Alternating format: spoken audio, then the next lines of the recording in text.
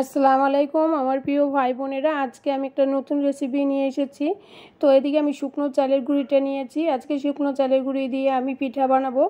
তো আমি আজকে একটু পাতা পিঠা বানাবো, তো সঙ্গে থাকুন, দেখুন আমি কিভাবে পিঠাটা বানাচ্ছি। তো আমি এদিকে এক বাটি শুকনো চালের গুঁড়িটা এখন আমি একটু গরম পানি দিয়ে একটু ভালো মতন একটু মেখে নিব। তো এই জন্য আমি একটু স্বাদ মতন লবণ দিয়ে দিচ্ছি।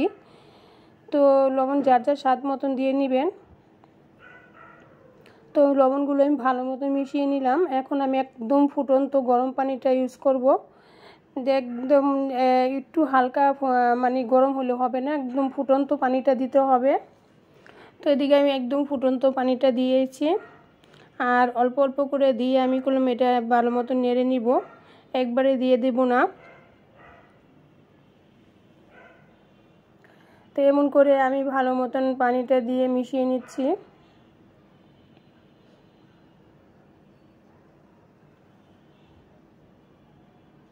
তাই তো আমি এগুলো অল্প অল্প করে দিয়ে ভালো মতন আমি মিশিয়ে নিচ্ছি পানিটা। যদি পাতলা হয়ে যায় এর জন্য অল্প অল্প করে দিয়ে দিতে হবে, বেশি দিলে দেওয়া যায়, বেশি একটু পাতলা হয়ে গেলে এটা পিঠাটা সুন্দর হবে না। তো পরিমাণ মতো পানিটা দিয়ে দিতে হবে, আর এটা অল্প পানি দিয়ে দিয়ে এটা পরিমাণ মতন দিতে হবে। তো আমি যে দিয়েছি এখন ভালো মতো নেড়ে নিচ্ছি। আর এটা এতই গরম যে হাত দেওয়া যাবে না, এই জন্য আমি চামচ দিয়ে ভালো মতো মেখে নিয়ে মানে নাড়িয়ে নিচ্ছি। তো এটা আমি 10 মিনিটের জন্য রেস্টে রেখে দিব। আপনারা চাইলে কম বেশিও রাখতে পারেন, কিন্তু আমি 10 মিনিটের জন্য রেখে দিব যাতে এটা ভালো মতন ভিজে যায় আর এটা খুব সফট হয়ে যায়। তো আমি 10 মিনিট পরে এসেছি, দেখুন কতটা সফট হয়ে গেছে। এখন করলাম আমি ভালো মতন মেখে নিতে হবে। তো আপনারা আপনাদের মন মতো করে মেখে নেবেন। আমি এইভাবে ভালো মতন মেখে নিচ্ছি যাতে একদম সফট হয়ে যায়। আর যেহেতু এটা শুকনো চালের গুঁড়ি এর জন্য ভালো মতন মেখে নিতেই হবে। তো এই যে আমি ভালো মতন মেখে নিচ্ছি। আমি দুটা ভাগ করে নিয়েছি, অল্পটুকু আর উঠিয়ে রেখেছি আমি একটু কালার করব দেখে। তো আমি একটা কালার দিয়ে দিচ্ছি, আপনারা আপনাদের মন মতো কালারটা দিয়ে দিবেন। আর আমি এটা ফুড কালার দিয়েছি। তো ভালো মতন এটা কালারটা আমি মেখে নিচ্ছি। তো এখন আমি একটা পলি ব্যাগ নিয়েছি। তো এই পলি ব্যাগের মধ্যে আমি এই গুঁড়িটি দিয়ে দিব, আর এটা দিয়ে আমি একটা ডিজাইন করে নিব। আর কিভাবে করে নিচ্ছি আপনারা একটু দেখলেই বুঝতে পারবেন।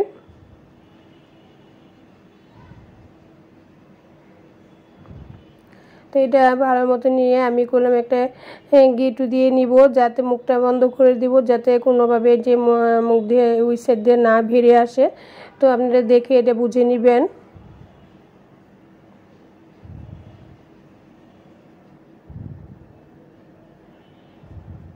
এমন করে দুটোটা আমি কালার যেটা ওটা আমি এভাবে করে নিয়েছি। তো এদিকে আমি আরেকটা পলি ব্যাগ নিয়েছি, এটা দেখুন আমি এটার মধ্যে একটু তেল মেখে নিচ্ছি। আপনারা চাইলে এদিকে অন্য পাতা বা কলা পাতা বা কাঁঠাল পাতা দিয়েও করতে পারেন। তো আপনাদের আমি একটু দেখিয়ে দিচ্ছি কিভাবে আমি পিঠাটা বানাচ্ছি।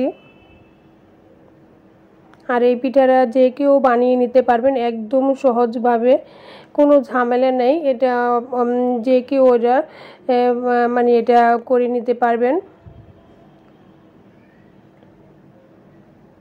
খালি একটু বুঝে নেবেন কিভাবে করে নিচ্ছি।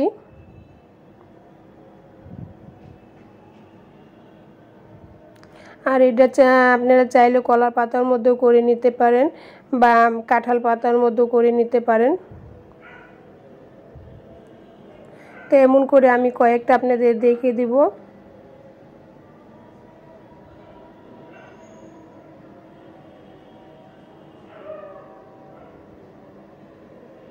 আর এই পর্যন্ত যদি কেউ ভালো লেগে থাকে প্লিজ একটা লাইক দিয়ে দিবেন। আর যারা আমার চ্যানেলটা এখনও সাবস্ক্রাইব করেনি চাইলে এখনও সাবস্ক্রাইব করে আমার সঙ্গে থেকে যেতে পারেন।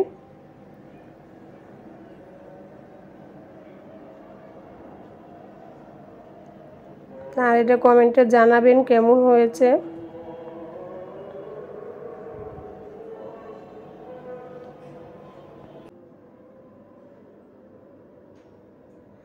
এমন করে আমি সাদাগুলো করে নিলাম।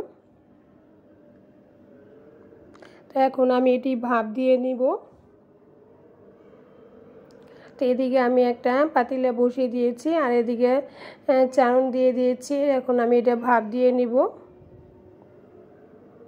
আর এটা ভাপ দিতে বেশি সময় লাগে না, অল্প সময়ের মধ্যে হয়ে যায়।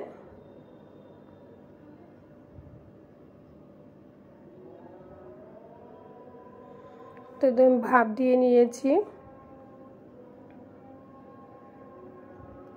তো আমি আপনাদেরকে উঠিয়ে দেখিয়ে দিচ্ছি। দেখুন একদম সহজভাবে উঠে যায়, কোনো ঝামেলা নেই, একটু তেল মেখে নিলেই হবে। তো এমন করে আমি সবগুলো পিঠা ভাপ দিয়ে বানিয়ে নিব। তো এই যে আমি সবগুলো পিঠা অফ ক্যামেরা বানিয়ে নিয়েছি। দেখুন কতটা সুন্দর হয়েছে। আর এটা একদম ঝামেলা ছাড়া যে কেউ এটা বানিয়ে নিতে পারবেন। আর একদম বানাতে একদম সহজ, কোনো ঝামেলাই থাকে না এটা বানাতে। তো আমি আপনাদের হাতে একটু উঠিয়ে দেখিয়ে দিচ্ছি। দেখুন কত সুন্দর হয়েছে। আর আমি এটা করলাম রোদে শুকিয়ে নিব। আপনারা চাইলে ঘরে ফ্যানের বাতাসও শুকিয়ে নিতে পারেন। তো এটা শুকাতে বেশি ঝামেলা থাকে না, রোদও শুকাতে পারেন, বাতাসও শুকাতে পারেন, আলো বাতাসে রাখলেও এটা শুকিয়ে যাবে। তো এটি আমি রোদে শুকিয়ে নিব। আর রোদে শুকিয়ে নিলে করলাম এটা অনেক দিন রেখে খাওয়া যাবে। তো এটি আমি রোদে শুকিয়ে নিয়েছি। দেখুন শুকানোর পরে আরও সুন্দর হয়ে গেছে, পিঠাগুলো দেখতে আরও সুন্দর হয়েছে। তো এটি আমি এখন তেলে ভেজে নিব।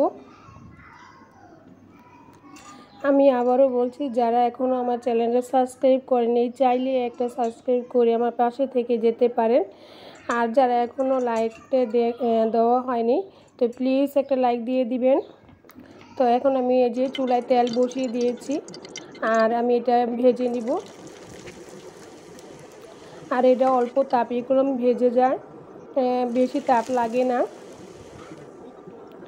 আর এটা দেখুন ভাত দেখলাম ডাবল হয়ে যাচ্ছে। এটি এতই নরম যে তেলে দিতে না দিতেই করলাম দেখুন কত সুন্দর ভাজা হয়ে যাচ্ছে। তো এই তো আমি সবগুলো ভেজে নিয়েছি। দেখুন কতটা সুন্দর হয়েছে। আমি আপনাদের একটা ভেঙে দেখিয়ে দিব। এটা করলাম একদম নরম মচমচে, যে মুখে দিলে এটা মিশে যায়, এত মচমচে হয়েছে।